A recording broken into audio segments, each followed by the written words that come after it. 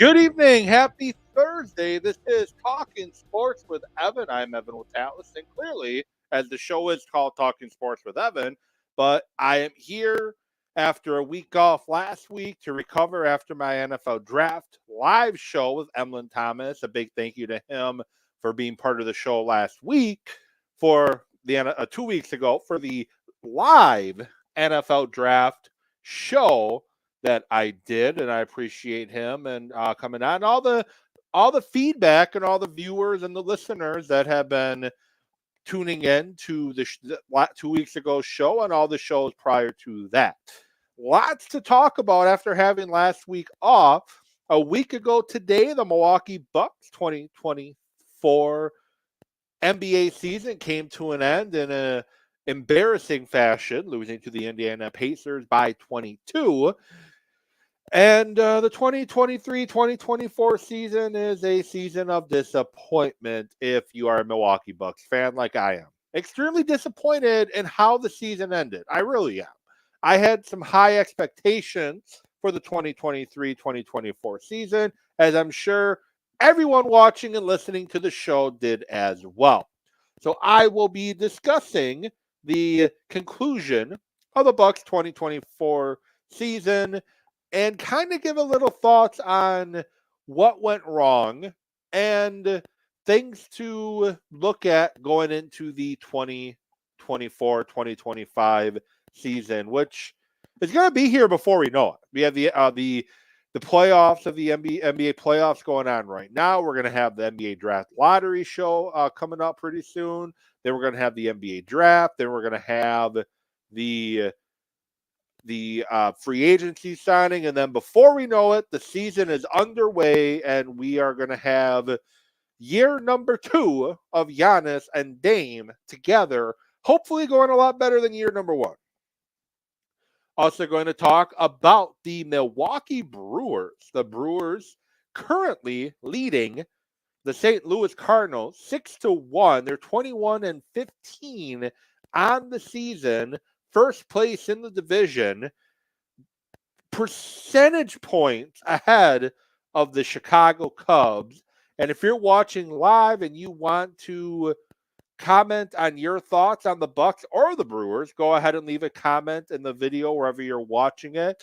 Talking Sports with Evan on Facebook and YouTube, and Evan Witt Sports on Twitter or X, whatever your preference is to call it. Go ahead and comment your thoughts on the season of the Bucks and on the Brewers season thus far. Last time you saw my face, the Packers were drafting in the first round. The NFL draft first round was underway. I brought you a 4-hour show with Emlyn Thomas, and Kevin Holden joined the show briefly as well.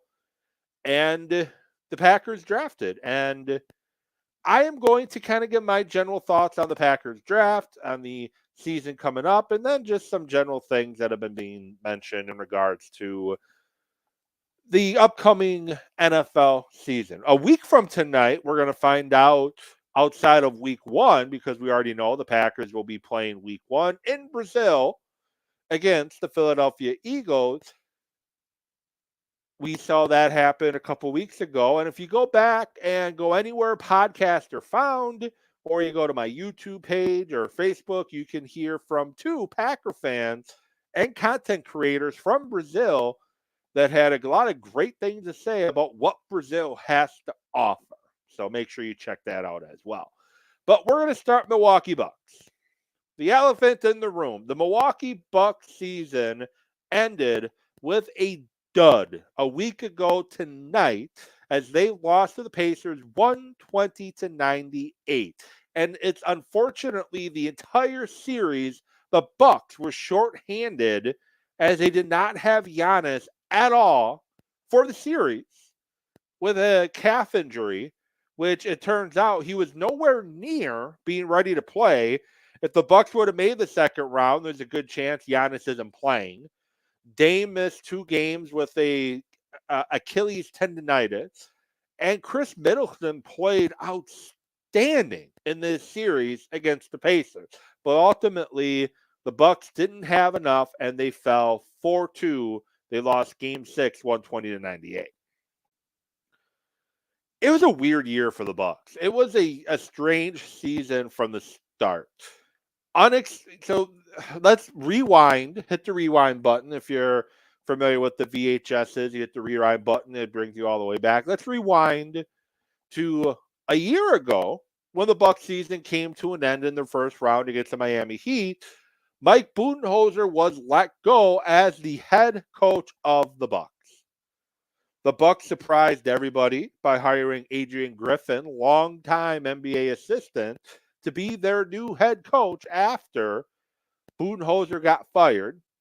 He brought in Terry Stotts to be an assistant coach, the main assistant on his staff.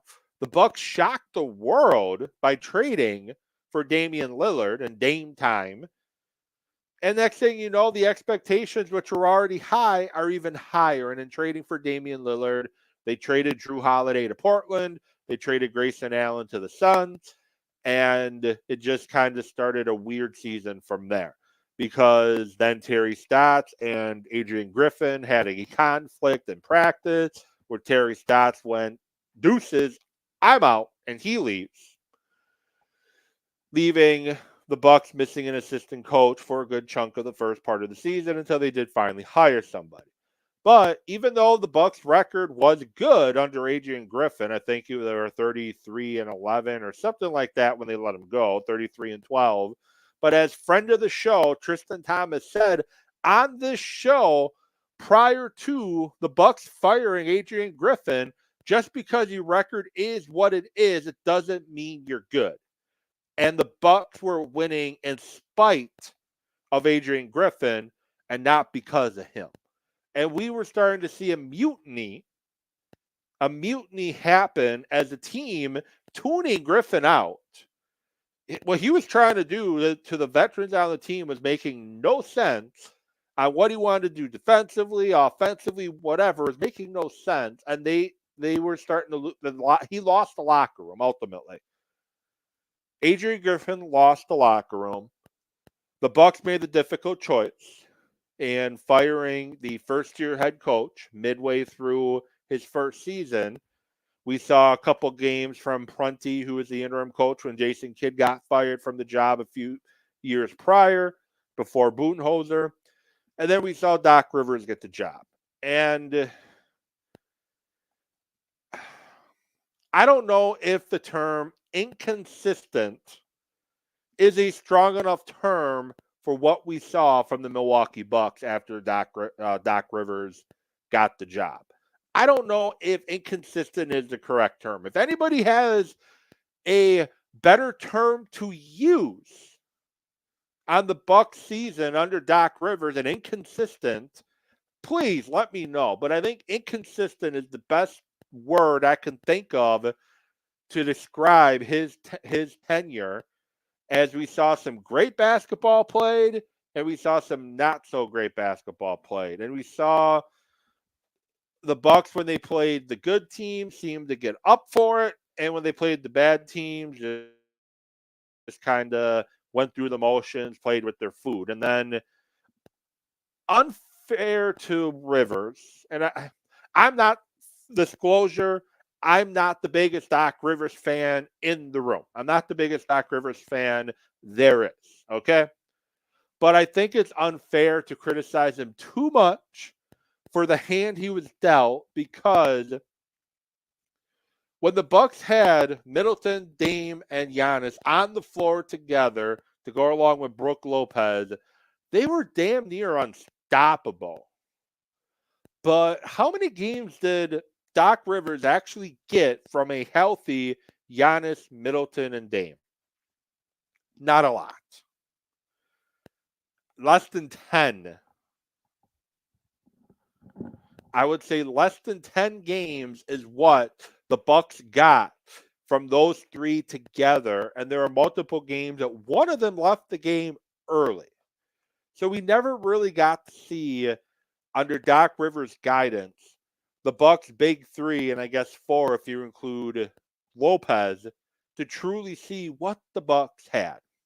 And I think that's one of the biggest things I'm looking forward to as we move into the 24-25 season, because you're going to have a full off season of Giannis and Dame getting to know each other better, Middleton getting healthy, and then whatever else the Bucks decide to do from a roster standpoint, we're going to have the whole offseason to piece everything together. But it doesn't matter what you piece together on the fringe pieces. So, Jay Crowder's a free agent, Patrick Beverley's a free agent, Malik Beasley's a free agent. Maybe you trade Bobby, maybe you don't. Maybe you trade Brooke, maybe you don't. Maybe you trade Pat Connaughton, maybe you don't.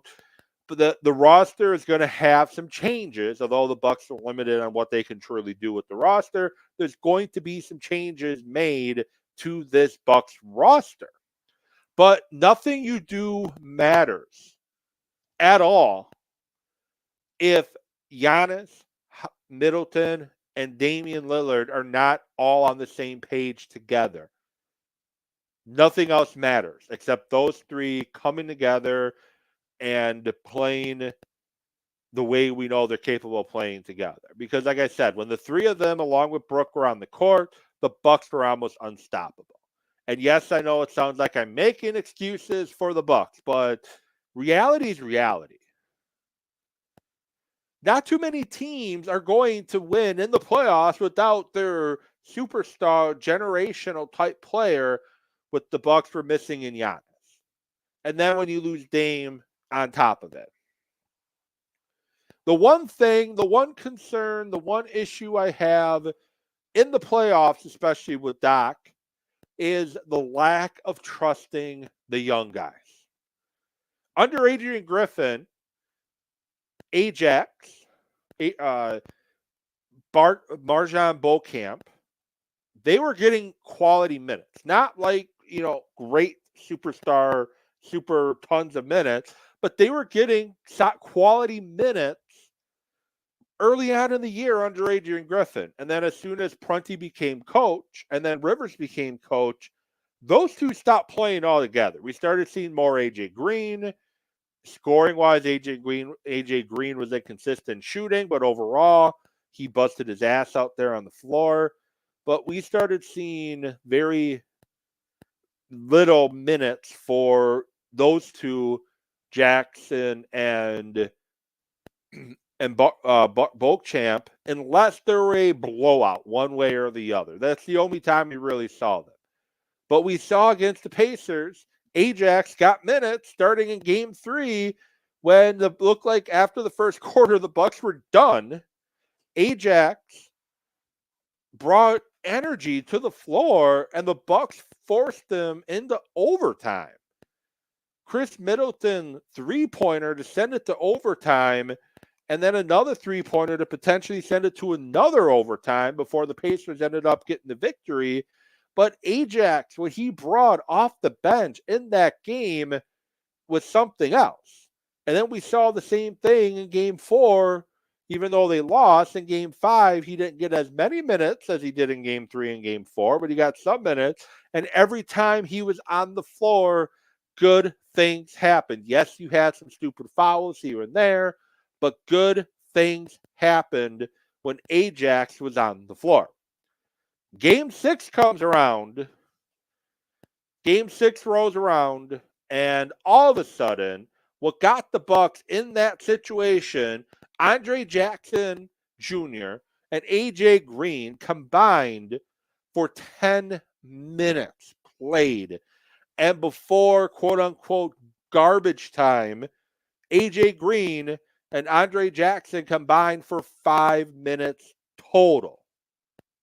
1 minute total. They combined for 1 minute total, and AJ Green had that minute off the bench. That's what they combined for prior to garbage time in game number 6.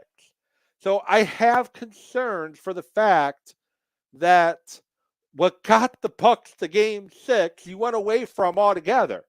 Your young guy bringing energy off the bench, and Andre Jackson, you completely went away from. Andre Jackson's a baller. He can play. He brings energy that you don't otherwise see from a lot of people on a night in, night out basis. He's trying to show and earn and prove that he belongs in the NBA. when he's on that floor.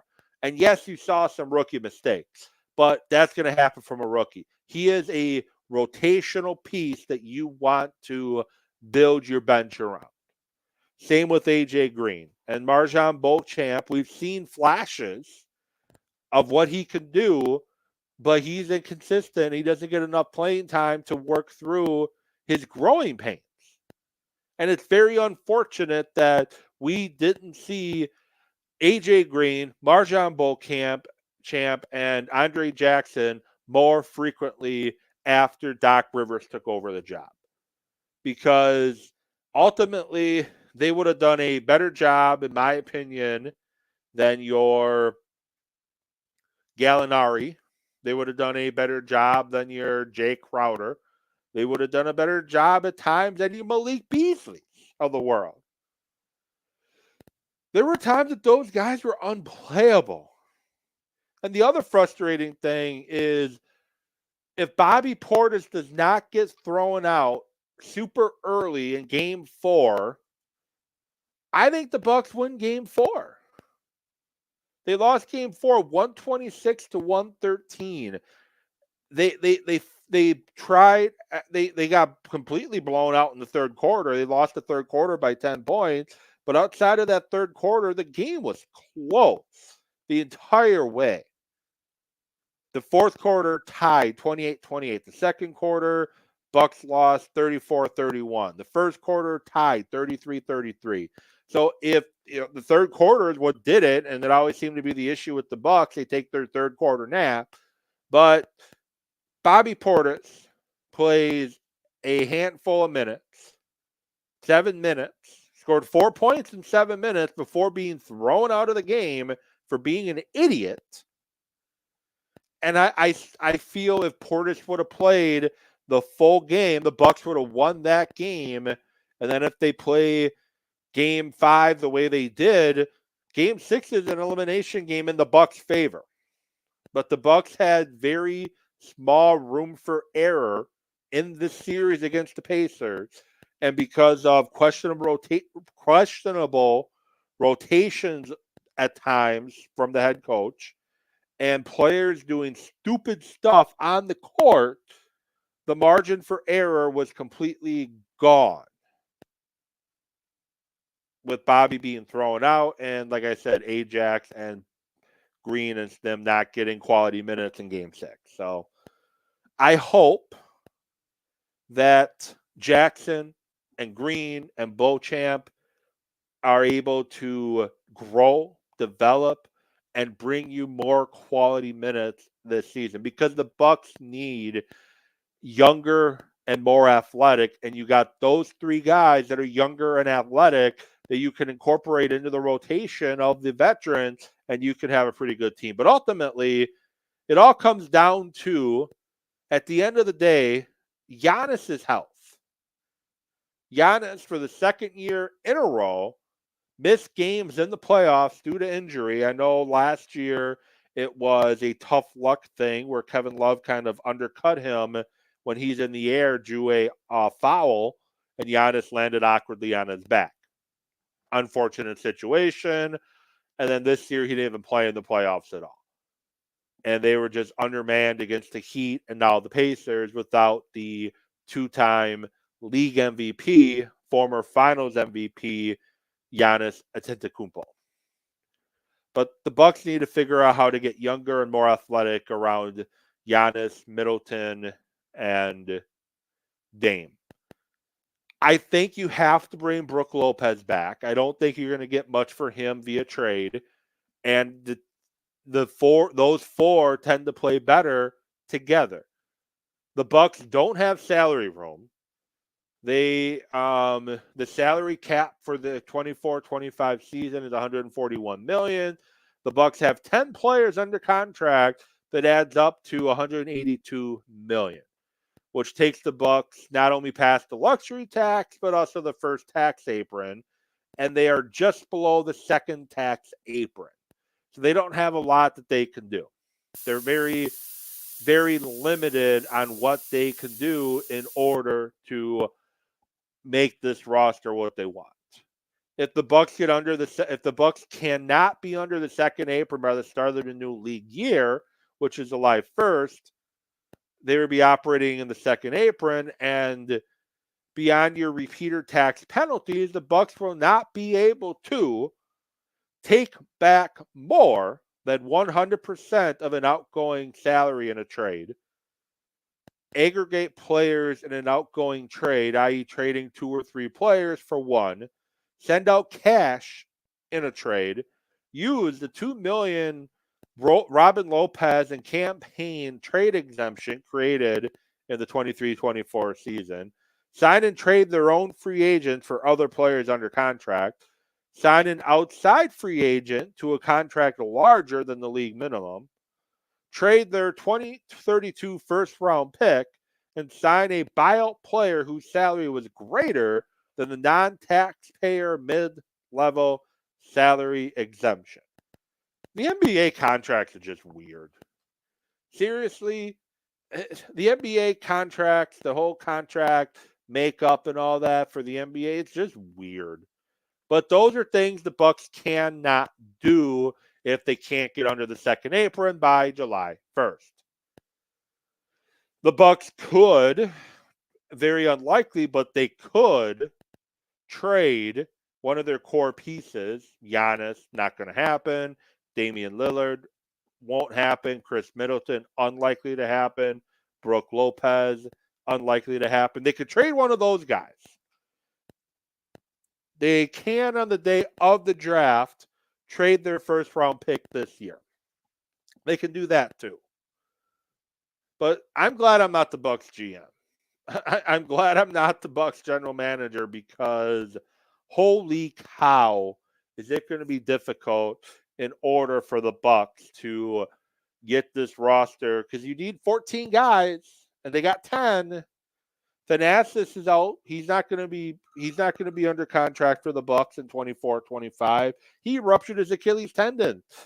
Not really sure how. My guess is during his preparing for the trying to get Greece into the Olympics, he did something that he tore his Achilles tendon. So he won't be back. So those that want Thanasis off this team, you know who you are. Thanasis will not be on the 24-25 Milwaukee Bucks at all due to his injury. It's an unfortunate injury, because I know how important playing for Greece in the Olympics is to Thanasis. But unfortunately, he's not going to be able to play. He's going to be out till around this time next year with the Achilles injury. But again, I'm just glad I'm not the Bucks general manager, which who knows who the Bucks general manager is going to be next year, as it's rumored that John Horst might be going to the Detroit Pistons, as he used to work for the Pistons prior to working with the Bucks from Michigan. Maybe he wants to return home and try to restore the Pistons to greatness, which the Pistons have not been great since, I think, 2004 was the last time the Pistons were really good. So, couple things I want to kind of vent about here before I move on to baseball.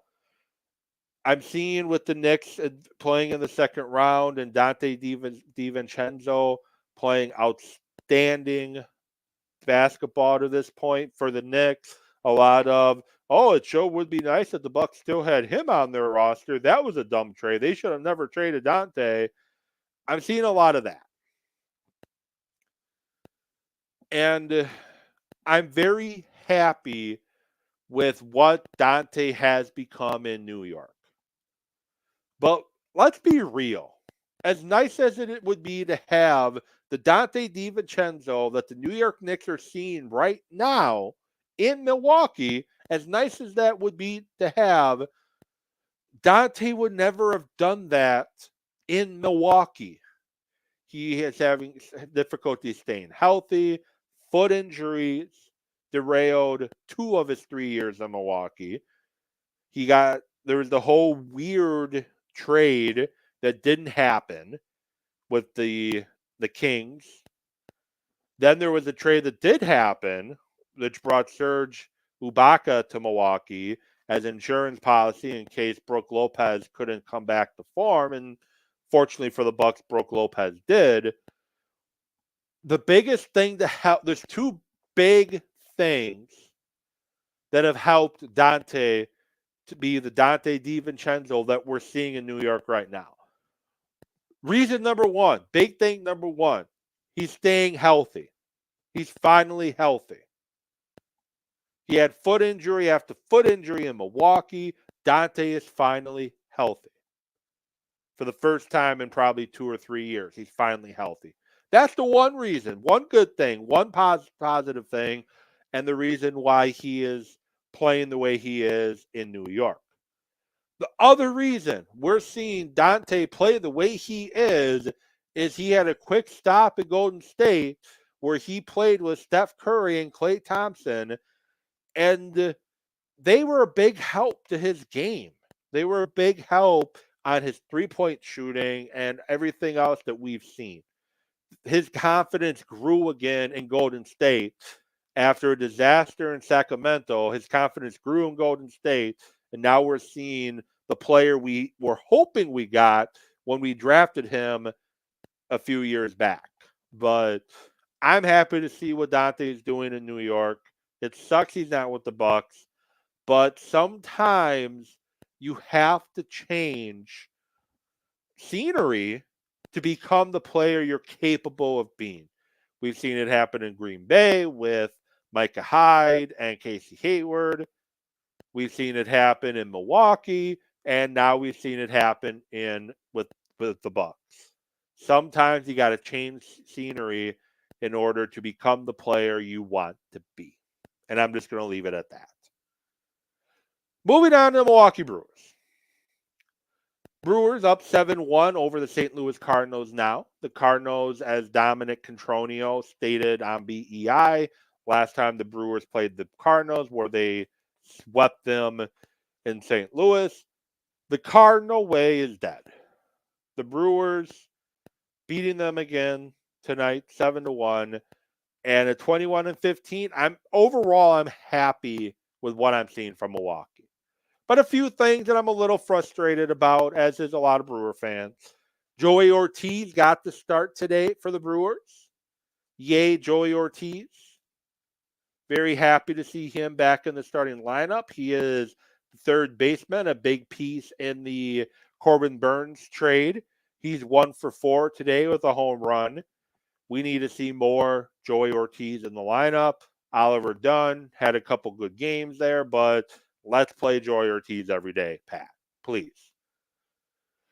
You just signed Jackson Chourio to a big contract. He's finally hitting the ball again after going through a slump. And now 2 games in a row, you leaving on the bench for Jake Bauers. And I get it. Jake Bauers had a home run today. Yay, Jake Bauers. But Jackson Chourio needs to be playing every freaking day. Another thing I'm frustrated about. Those are the two biggest things I'm frustrated about with the Brewers right now. Pat Murphy, think he's doing a great job as the manager. Big fan of what we're seeing from Pat Murphy, but there's a few things that he's doing, as I mentioned, with Ortiz and Bauers and Chourio and Dunn, just driving me crazy. And the bullpen work is driving me crazy a little bit too.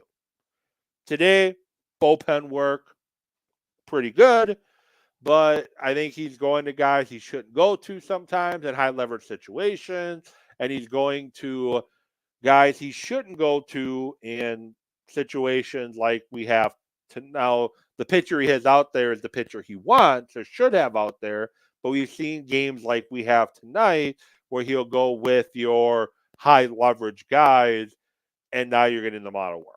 And yesterday, I think he should have kept Ross in the game and let him work through a little bit instead of yanking him right away after he gave up, I think it was a leadoff walk or maybe a base hit. One of the two yesterday. But overall, I'm happy about what I'm seeing from the Brewers. And the last thing I'm going to mention, because I don't want to keep you all any longer with the Packers, is I'm excited with what this team's going to look like in 2024. I like what Jeff Halfley has had to say and his assistants have had to say going go after the draft and after rookie minicamp. And I'm curious to see what the 2024 Packers will look like. I will go more into detail on that next week. But until then, hope you all have a great and wonderful rest of your week. And I hope you thank you for watching and listening to today's show. With that said, thank you very much. Have a great rest of your week. Good night, everybody.